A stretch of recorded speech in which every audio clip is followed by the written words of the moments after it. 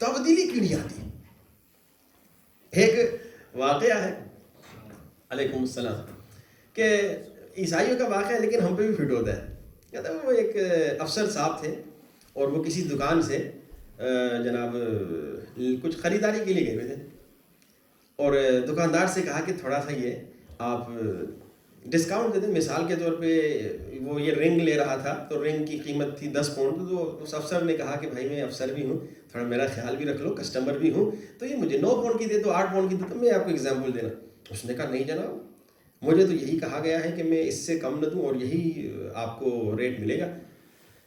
کہا وہ تھوڑی دیر کے بعد پھر وہ چرچ میں سے جناب اعلان ہوا کہ بھائی ابھی آپ کی عبادت کا وقت ہے جناب. وہ سارے پھر عبادت کے لیے چلے گئے. تو پادری صاحب وہاں پہ نصیحت کیا کر رہے تھے, نصیحت کرتے لوگوں کو اتنے سخت بھی نہ بنو. اگر کوئی تم سے کوئی تھوڑی سی ڈسکاؤنٹ وغیرہ لیتا ہے یا کوئی تم سے کہتا ہے کہ تھوڑا سا مجھے کچھ فیور دے دو, تو وہاں پہ آپ یہ نہ کہو کہ بھائی مجھے تو یہ کہا گیا ہے, اور بالکل وہی بات جو اس نے کی اسی کی نصیحت اسے دی گئی کہ بھائی آپ کے ساتھ آپ دکاندار ہیں تو وہاں پہ آپ تھوڑا سا نرم مزاجی دکھائیں. اگر آپ کسی آفس میں آفیسر ہیں تو کوئی آ کے آپ سے ریکویسٹ کرتا ہے, قانون سے باہر کی بات ہے لیکن فلیکسیبل ہے, تھوڑا سا آپ کا ہاتھ کھلا ہوا ہے, قانونی طور پہ نہیں لیکن آپ کو اجازت ہے, تو آپ اس بیچارے کے ساتھ فیور کر لیں.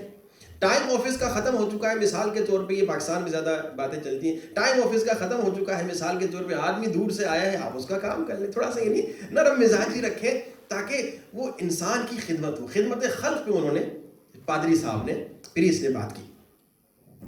جناب یہ افسر بھی وہاں پہ آئے ہوئے تھے, سمجھیے جیسا گویا اذان کا ٹائم ہوا, نماز کے بعد مولوی صاحب نے یہ باتیں کی. افسر بھی آیا تھا, وہ دکاندار بھی آیا ہوا تھا.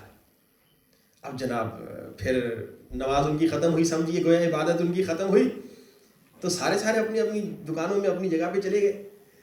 یہ افسر صاحب دوبارہ انہوں نے کہا اب تو کچھ تو اثر ہوا ہوگا. اب یہ پادری صاحب نے اتنی اچھی باتیں کر دی, کوئی تو اثر ہوا ہوگا. تو کہا جی ابھی آپ نے بھی سنا, میں بھی آپ سے یہی ریکویسٹ کر رہا تھا کہ آپ تھوڑا سا ڈسکاؤنٹ دے دیں. تو اس نے کہا دیکھیے وہ اس کی دکان تھی, وہ اپنی دکانداری کر رہا تھا, یہ میری دکان ہے, میں اپنی دکانداری کروں گا. یعنی وہ اس کی دکان تھی, وہ اپنا کام کرے گا, وہ جو کہنا ہے کہے, میں اپنی دکانداری کروں گا, میں ڈسکاؤنٹ پھر بھی آپ کو نہیں دوں گا. کہا جی اثر ہی نہیں انسان کو ہوتا. کیوں اثر نہیں ہوتا؟ اس کی ایک وجہ یہ ہے کہ انسان جب آتا ہے کسی بھی عبادت خانے میں, کسی بھی جگہ پر, تو وہ سیکھنے کی نیت سے نہیں آتا. ایک وجہ یہ, مختلف وجوہات ہیں. تو ہم عمل اس لیے نہیں کرتے کیونکہ ہم سیکھنے کی نیت سے نہیں آتے. اگر ہم سیکھنے کی نیت سے آئے تو جب ایک جوان سنے گا کہ باپ سے ایک قدم آگے نہیں بڑھنا, تو وہ آگے نہیں چلے گا. کہ بھائی ساتویں سرکار بتا کے گئے ہیں کہ بھائی باپ سے آگے نہیں بڑھنا, باپ سے آگے نہیں چلنا, تمہیں پیچھے پیچھے رہنا ہے, غلام بن کے رہنا ہے, نوکر بن کے رہنا ہے. جب انسان سیکھنے کی نیت سے آئے گا. اس پر ایک شخص کا بھی واقعہ ہے کہ وہ آیا مولا علی علیہ السلام کے پاس,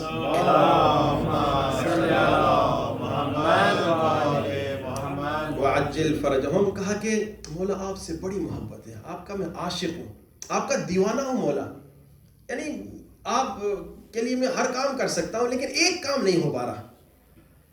یہ کیا ہے؟ آپ سے محبت بھی کرتا ہوں, آپ کا عاشق بھی ہوں, اور آپ کے لیے ہر کام کرنے کی کوشش کر سکتا ہوں, لیکن ایک کام نہیں ہو پائے گا. وہ کیا؟ کہ مولا آپ کی محبت ساری ایک جگہ, لیکن جیسے گناہ آ جاتا ہے نا, مزیدار کوئی گناہ, تو پھر وہ مجھ سے کنٹرول نہیں ہوتا, پھر میں پھسل جاتا ہوں. اب مولا نے اب یہ دوسری گویا وجہ کیوں ہم میں اثر نہیں ہوتا باتوں کا. روایت میں مولا نے اپنی 2 انگلیوں کو یوں ملایا اور اس کے سینے پہ ہاتھ رکھ کے کہا, اکرم نفسک اکرم نفسک اکرم نفسک.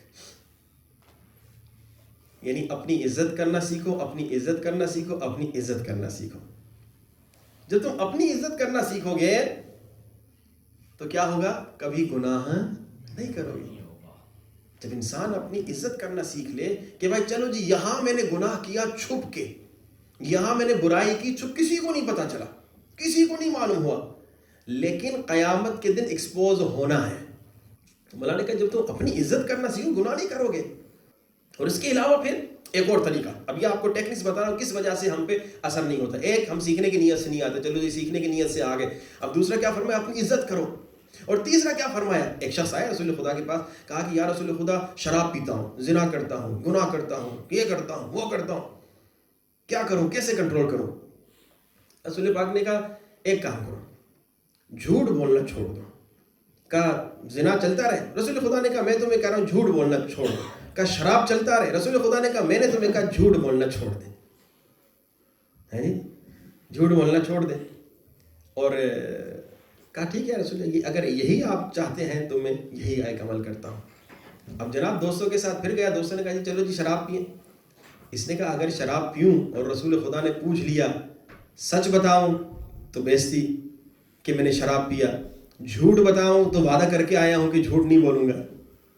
تو اس نے کہا نہیں میں شراب نہیں پیوں گا.